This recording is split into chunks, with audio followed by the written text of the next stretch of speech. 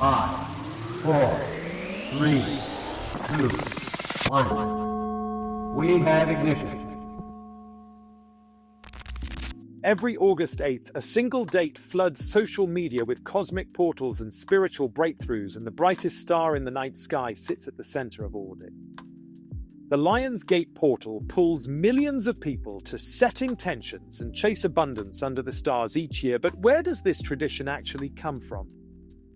To find out, you need three things: a star named Sirius, an ancient Egyptian calendar, and a number that looks like infinity when you turn it on its side. The story begins not on a screen, but on the banks of the Nile more than 4,000 years ago, when an entire civilization staked its survival on one annual flood. Every summer, the Nile rose and soaked the farmland of Egypt with dark, nutrient-rich silt, turning barren desert into one of the most fertile valleys the ancient world ever knew.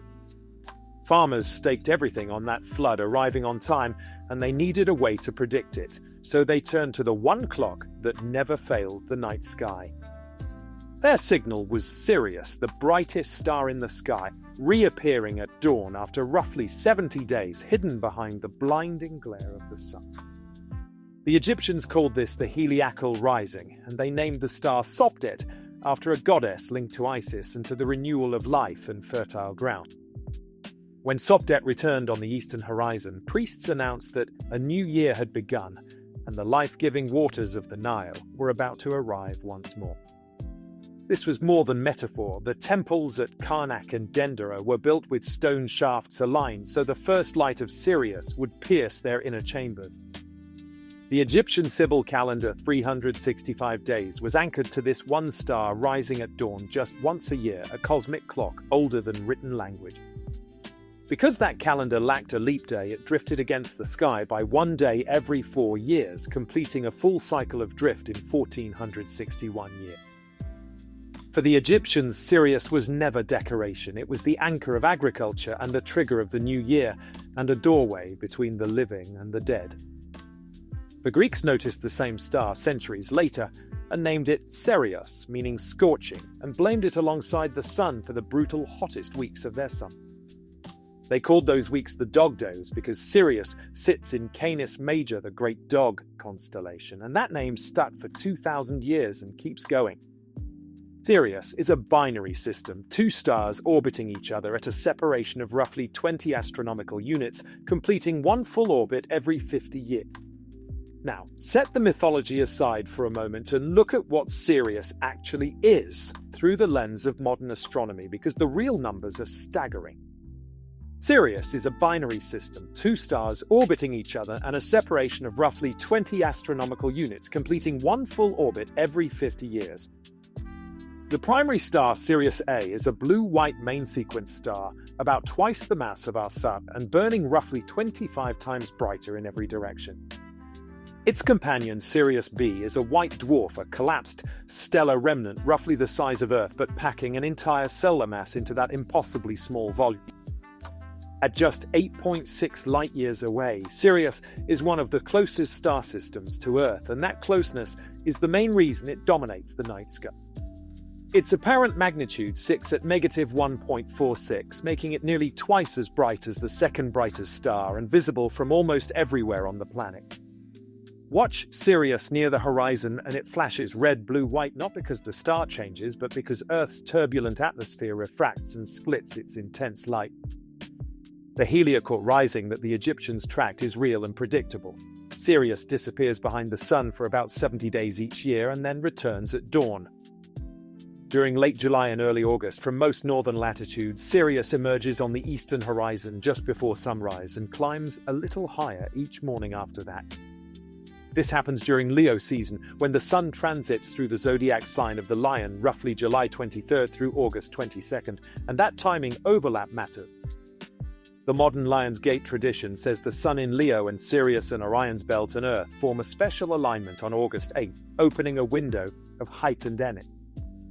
Astronomically, there is no precise four-body alignment on that date. Sirius sits at roughly 14 degrees Cancer on the ecliptic, which is not in Leo at all. The honest framing is that the heliacal rising is seasonal and real, but the energy portal is spiritual interpretation layered on top of genuine observable astronomical events. That distinction does not make it empty, it makes it deeply human, the same impulse that turned the solstice into celebration and the harvest moon into a reason to gather. Now, layer in the numerology because the other half of the tradition lives in the date itself, August 8th, the 8th day of the 8th month, 8-8. In numerology, 8 is the number of material manifestation, the bridge between an idea held in the mind and a result that arrives in the physical world around you. Turn an 8 on its side, and it becomes the infinity symbol, a visual shorthand for continuous flow and renewal that is now one of the most recognized shapes on Earth. The doubling on 8-8 reads as an amplifier, a frequency boost on a day already loaded with Leo fire and the annual return of the brightest star in the sky. In Chinese culture, 8 is the luckiest number because its pronunciation echoes the word for prosperity, and the Beijing Olympics opened at 8:08 p.m. on 8/8/08. Thematically, 8 is also the first cubic number 2 cube, symbolizing three-dimensional form, and that geometric neatness feeds the mystique from every angle you examine it. None of this is testable science, but as a symbolic framework for pausing once a year and asking what you actually want to build, it turns out to be surprisingly effective. Modern practitioners use the Lion's Gate window from roughly July 28th to August 12th, with the peak on 8/8 as a designated reset and intention-setting period. The tradition gained momentum through spiritual communities online, where creators blended astrology and numerology and intention setting into a single shareable annual ritual anyone could try. What they share is a common structure release. What no longer serves, you get clear on what you want to create and take one meaningful step before the window closes. Some frame it as manifestation, others call it prayer, others treat it as structured goal setting with a cosmic deadline. The vocabulary shifts, but the core action stays the same. Research on temporal landmarks supports this. People are significantly more likely to pursue new goals at calendar boundaries like New Year's and birthdays and seasonal transitions. The Lion's Gate portal works the same way, a symbolic marker giving you permission to pause and look up from the daily noise and ask whether you are heading where you want. The star is real, the alignment is approximate, the energy portal is personal belief, but the pause and the reflection and the intention you set are entirely yours to keep. Here is a grounded practice you can use during the Lion's Gate window. No crystals required, no special equipment, just a few minutes of honest, quiet with yourself. Start by sitting somewhere calm and writing down one thing you are ready to release.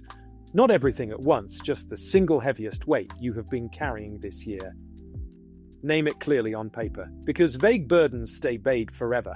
Putting it in a specific sentence turns an abstract weight into something you can see and set down. Next, write one intention for the months ahead. Not a wish floating in the air, but a direction. One sentence describing who you are becoming and what that looks like daily. Read that sentence aloud once, because hearing your own voice declare it shifts the intention from private thought to spoken commitment, and your whole body registers the difference. Close your eyes for 2 minutes and picture one ordinary scene from the life where that intention is already true, not a fantasy, just a regular Tuesday morning in that light. Notice the texture of that morning, the coffee and the light, and the absence of the weight you named. Let your nervous system quietly memorize the calm of that version. When you open your eyes, write down one action you can take this week, not next month, but this week, that moves you one real step closer to that scene. That is the whole practice. One release, one intention, one visualization, one action. 4 steps, small enough to finish in 10 minutes, but specific enough to change something. You do not need a portal to do this, but if a bright star returning to the dawn sky each August reminds you to stop and ask the question, that reminder is worth keeping. Here is what most explanations of the Lion's Gate miss entirely. The ancient Egyptians did not track Sirius because they believed in magic energy portals beaming down from space. They tracked it because their survival depended on reading the sky with precision, and the heliacal rising of Sirius was the most reliable seasonal signal anywhere on the planet.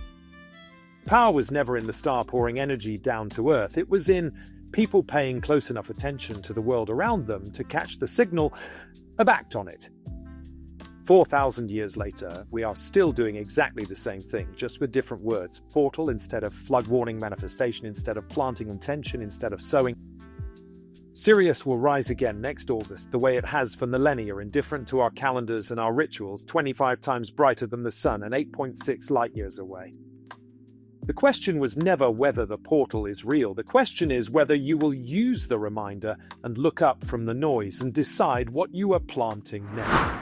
Like, comment, and subscribe to Code of Ascension for more light code insights.